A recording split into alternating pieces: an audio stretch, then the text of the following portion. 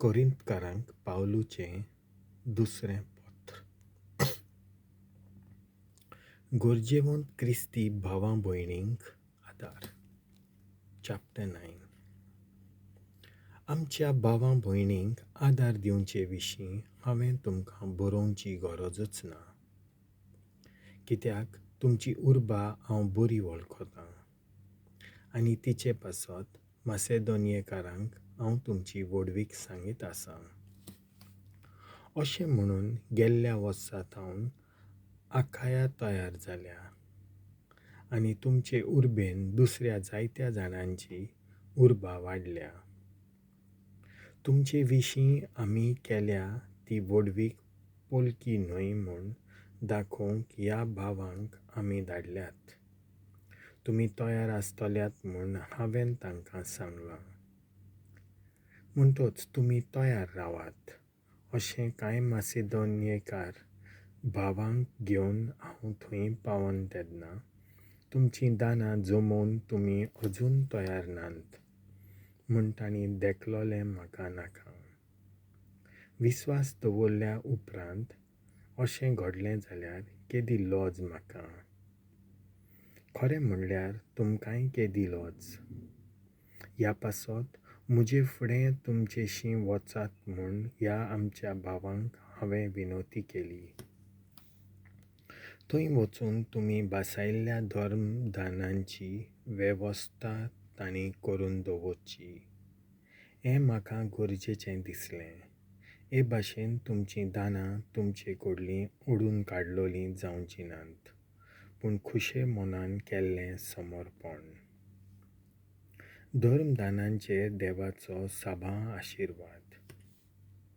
सांगता तें मनान दवरात. जीं कोण थोडें वोंबतात तीं थोडें लुंवतात आनी जीं कोण चड वोंबतात तीं चड लुंवतात. आपणें दिवंक थारायलां तें जण एकल्यान दिवचें. तोंड वांकडें करून वो दिवचें सुटना म्हूण न्हय, कित्याक जीं कोण हांसत्या तोंडान दितात तांचो देव मोग करता. तर सगळ्या देण्यांनी तुमकां सबांपणान भरूंक देवाक तांक आसा अशें तुमकां सदांच गरज तितलें मेळटलें आनी त्या भायर जिन्सांच्यो बऱ्यो कन्यो करूंक तुमकां भरपूर उपाय आसतले.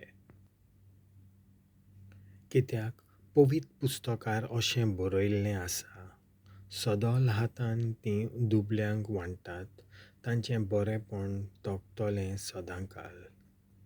देव वोंप्यांक बीं आनी तांकां पोसूंक खाण जेवण दिता.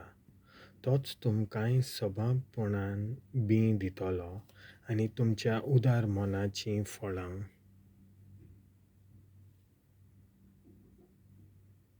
वाडयतलो. सगळे वाटेन गिरेस्त जावन तुमी सगळे तरेन उदार जावंक पावतल्यात आनी अशें आमचे उदेशीं घेतलोल्या तुमच्या धर्मदानां पासत खूब लोक देवाक दिनवासूंक पावतलो.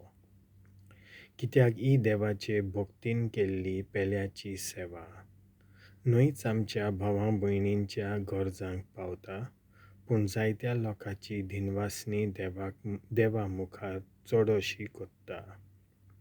हे तुमचे सेवे वरवीं आपूण कोणाचीं पाटलावदारां तीं तुमी दाखोवन दितात आनी क्रिस्ताचें शुभ वर्तमान तुमी कशें मानून घेतलां तें पळोवन आमची भाव भयण देवाक वाखाणटलीं.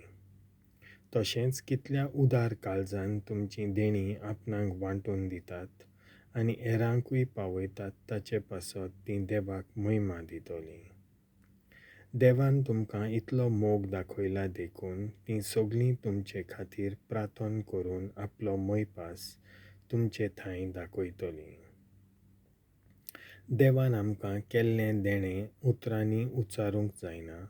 असल्या देण्या खातीर देवाक दिनवासुया. देवाचें उतर हें.